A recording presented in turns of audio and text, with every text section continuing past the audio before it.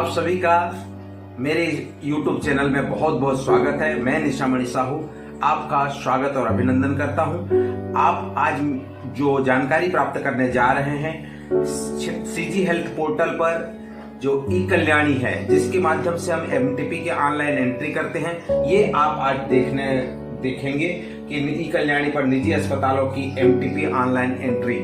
तो पहले पूर्व के वीडियो में मैंने बताया था किस प्रकार से आप ई कल्याणी पर फॉर्म ए की अपलोड करेंगे, कैसे आप वहां अस्पताल को रजिस्ट्रेशन करेंगे। अगर आप उस वीडियो को नहीं देख पाए हैं तो मैं डिस्क्रिप्शन बॉक्स में दे दूंगा, ताकि फॉर्म ए जो एमटीपी रजिस्ट्रेशन का आवेदन फॉर्म होता है वो पोर्टल पे सीधे ऑनलाइन आप कर पाएंगे। और उसके बाद जो फॉर्म बी और जो प्रपत्र 2 में जो रिपोर्टिंग होता है किस प्रकार करते हैं, आज आइए मेरे साथ बनिए और जानिए कि निजी अस्पतालों द्वारा एमटीपी ई कल्याणी में ऑनलाइन एंट्री कैसे करेंगे। ई कल्याणी पर हम देखेंगे प्राइवेट अस्पताल किस तरह से ऑनलाइन एंट्री करते हैं। तो ई कल्याणी सीजी हेल्थ पोर्टल पर सर्विस और प्रोग्राम के अंदर जो है ई कल्याणी है, जहां पर हम जो प्राइवेट अस्पताल को जो आईडी पासवर्ड जो मिला होता है वो आईडी पासवर्ड हम यहाँ पे डालेंगे। आईडी रजिस्टर्ड ईमेल या मोबाइल हो सकता है,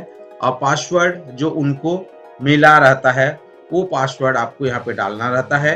उसके बाद कैप्चा आप एंट्री करेंगे। कैप्चा एंट्री करने के बाद लॉगिन बटन पर क्लिक करेंगे। जैसे ही लॉगिन बटन पर आप क्लिक करेंगे तो आपका लॉगिन पेज जो प्राइवेट अस्पताल के लिए प्राप्त हुआ है वो आप यहाँ पर देख पाएंगे। अगर आप पासवर्ड चेंज करना चाहते हैं या फॉरगॉट भूल जाते हैं पासवर्ड, तो फॉरगॉट पासवर्ड करने से आपके रजिस्टर्ड ईमेल पर पासवर्ड भेजा जाता है।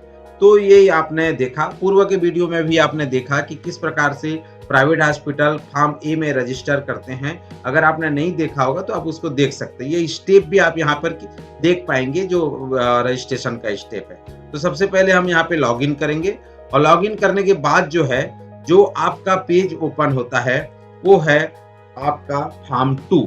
प्राइवेट अस्पताल जो एमटीपी करते हैं उसकी रिपोर्टिंग ऑनलाइन फॉर्म 2 पे करना होगा। तो अभी भी कई अस्पताल ऐसे हैं जो रिपोर्ट नहीं कर रहे हैं। मैं उन सभी अस्पतालों से आग्रह करूंगा कि एमटीपी सर्विसेज की ऑनलाइन रिपोर्टिंग आपको करनी होगी। तो ऑनलाइन रिपोर्टिंग के लिए आप मेरे साथ देखिए कि किस प्रकार से हम यहाँ ऑनलाइन एंट्री करते हैं। तो आपने देखा कि रजिस्ट्रेशन करके जब आप अप्रूवल हो जाता है, फॉर्म भी आपको इशू हो जाता है, आईडी पासवर्ड आपको मिलता है, तो आईडी पासवर्ड के थ्रू आप अंदर जाते हैं। यहाँ पे आपको फॉर्म 2 ओपन हो जाता है। फॉर्म 2 में जितने भी मंथ का आप एंट्री किए हैं तो उस मंथ का डेटा आपको यहाँ पे दिखाई देता है। यहाँ पे क्लिनिक रजिस्ट्रेशन फॉर्म 2 है, हॉस्पिटल का नाम है, फॉर्म ए है। जो फॉर्म ए को अगर आप देखना चाहते हैं तो जो फॉर्म ए उनके द्वारा भरा गया है, यह अस्पताल का फॉर्म ए आपको यहाँ पे दिखाई दे रहा है। उसी प्रकार आप फॉर्म 2 जो इशू हुआ है, फॉर्म बी जो इशू हुआ है वो आप यहाँ पे देख पाएंगे। संबंधित अस्पताल को कितने वीक का फॉर्म बी इशू हुआ है, अप्रूवल कितने वीक के लिए मिला हुआ है। उसी प्रकार फॉर्म 2, आप फॉर्म 2 पे क्लिक करेंगे तो फॉर्म 2 यहाँ पे ओपन हो जाएगा। तो जिस भी महीने की आप एंट्री आपको करनी है, रिपोर्टिंग करनी है, उस महीने का आप यहाँ पे फॉर्म 2 में एंट्री कर सकते हैं।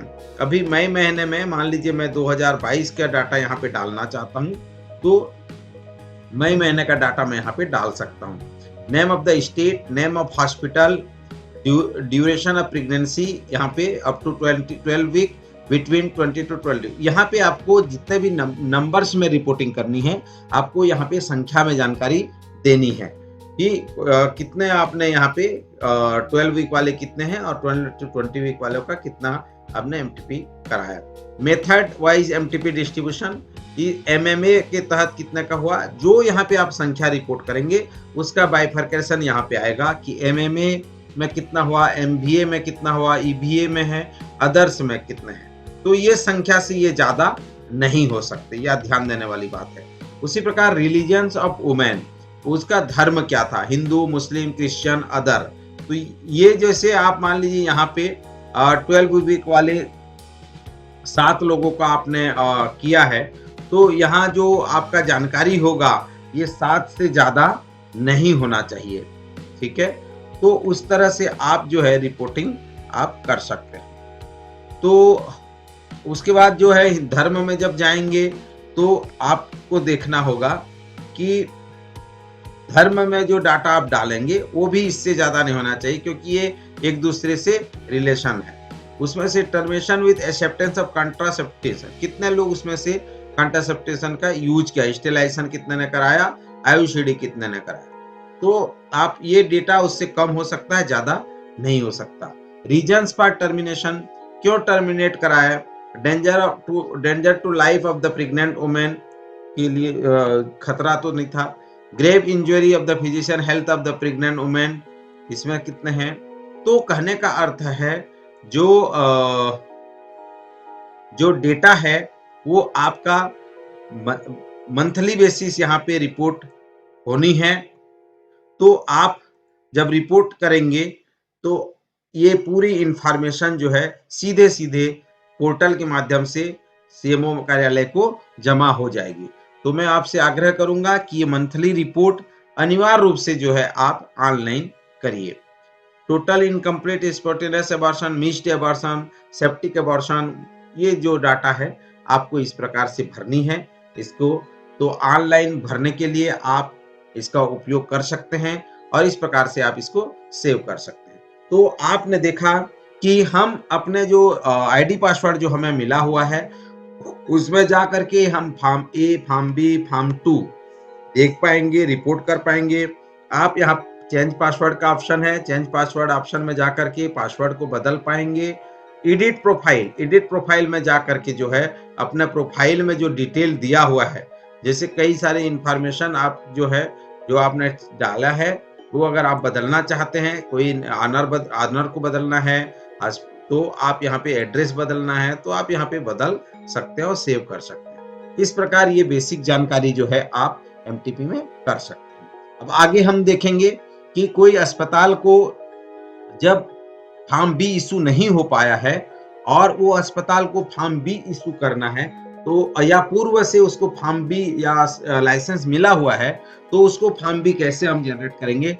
जो डिस्ट्रिक्ट लेवल लॉगिन है, डीएलसी है, उसके तहत हम जा करके कैसे करेंगे इसको हम आगे देखते हैं। डिस्ट्रिक्ट लेवल कमेटी है उसमें हम जब जाते हैं, अब जिला सेलेक्ट करते हैं, पासवर्ड डालते हैं, कैप्चा डालते हैं और लॉगिन करते हैं। जैसे हम इसको लॉगिन करेंगे तो मुख्य रूप से जो डिस्ट्रिक्ट लेवल में जो डेटा आता है, जो प्राइवेट अस्पताल का अप्रूवल के लिए आता है, रिजेक्शन के लिए आता है, पेंडिंग होता है, तो आप इसको देख पाएंगे। यहाँ पे देखिए pending approval, pending hard copy submission और अप्रूवल, अप्रूव्ड और रिजेक्ट, ये आपके डैशबोर्ड है जहाँ पे माहवार आपको डेटा दिखाई देता है कि कितने आवेदन आए, कितने पेंडिंग हुए, कितने कैंसिल हुए, कितने क्या हुए।